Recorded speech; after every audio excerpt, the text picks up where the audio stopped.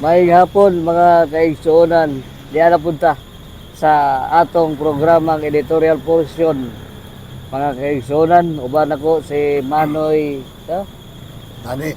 ha? Tani. Oh. Oh ni ang akong pare si Manoy sa mga naaro diri sa Gawas sa Manindaro nagdolar mo di akong partner diri sa akong programang editorial portion kini si Rex Fernandez mga kaigsuonan adlaw rong Miyerkules pesa 11 ron sa February 2026 unya apit na ang Valentine's Day adlaw sa mga may naghigugmay. Ato hisgutan diri gamay mga ni unsa man yun yung Valentine's Day para ni unoy. Ay, kanang Valentine's Day. Sukad pa kaniya to. Huwag mo sa ko kasuhay ang Valentine's Day. Sila na mga batanon ana mo ay magkuhanog kitkiat og Valentine's nga. Ako ha, mo ko kapil.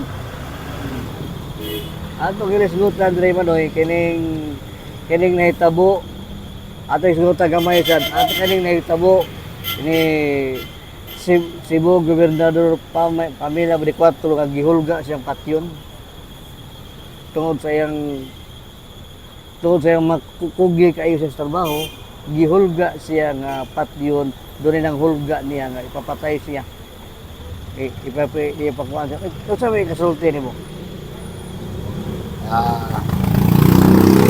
Kana bahay na. Doon na kay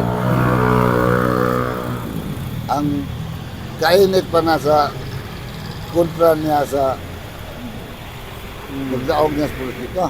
oh Tingali na kay ngano mang hulga ang patyon. Kay ganang hulga ang patyon, bisan pa man gani sa imong amigo, bisan pa sa yano lang nga mga kuhan, mga ato bang mga kaila ba? oh Kanang na may hulga nga yanon nagapagsulti nga patyon taga nga sa kanumidya nga pagi.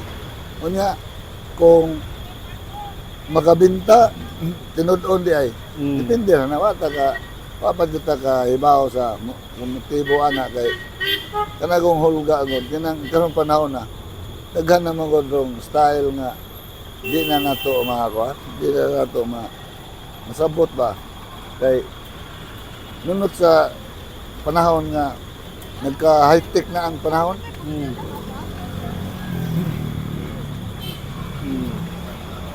Lain na itong isgutan diri kaya ito na di na talagasyon karong daghan ta may isgutan ro kapuna sa programang editorial portion nagandi kaning giingon nga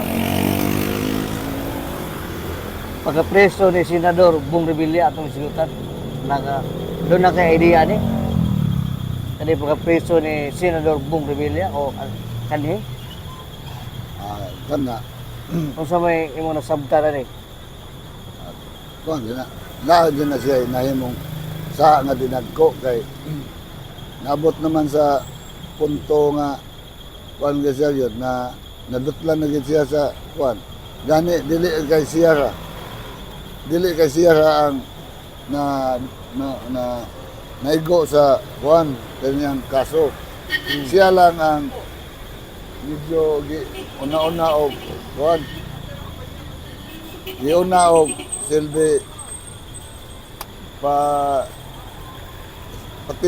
paila ba sa katawhan nga nakunuhay balaod nga naglihok.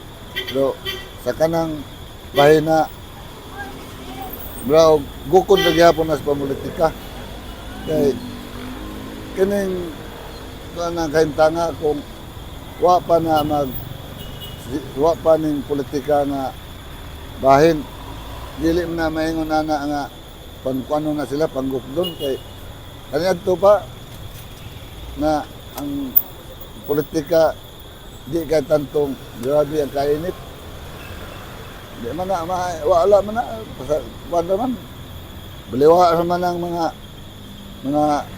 kaso nga ilahang mga ilang nga sudlan, ilang mga anomalya nga ilang na kanon baliwa raman di raman nila kanon nakakaroon na kanon nga natabo nila nga na kanon yun medyo na utingkay gid ang nga muna nga siya si siya buong rebelya aw alang nako okay ra gina nga mo man siya dawat to siya sa tinuod kay tama mo ebidensya. Gani ang uban kanang ebidensya nga napakita dili pa doon na maoy tinuod yun nga kanan sa iyang kaso na pa dyan daghang mga dinagko nga mga ebidensya. Muto ba kanoy nga kaning Bureau of Custom wani mga ortahay muto ba ka? To kayo kay gani ng Bureau of Custom tanang ahensya sa gobyerno hasta mga simbahan nga mga ortahay mga gani nga ana ba nga kana ba di natutuan karong panahon na hasta gani ng mga pamilya ilang anak iba maligya pa mga gani nga di na usa na sa pangorta mo nga di na masabot yung panahon na sa ano atong kaimtan Sa imong sabot o unsa man? Sa imong sabot man ay unsa man jud? na akong sabot nga kining atong kahimtang oh suma sa kuan dinhi ang mga panultihon sa karaan na ang kalibutan guwang na nangahinog na ang nangadaghan ng pupuon ng mga kuan mga bunga badaghan ng pupuon muna nga angay na nga panon angay na nga tapuso ning mga kay naramang gyapon kita kung ang tao matapos mabanhaw man sad. Sige.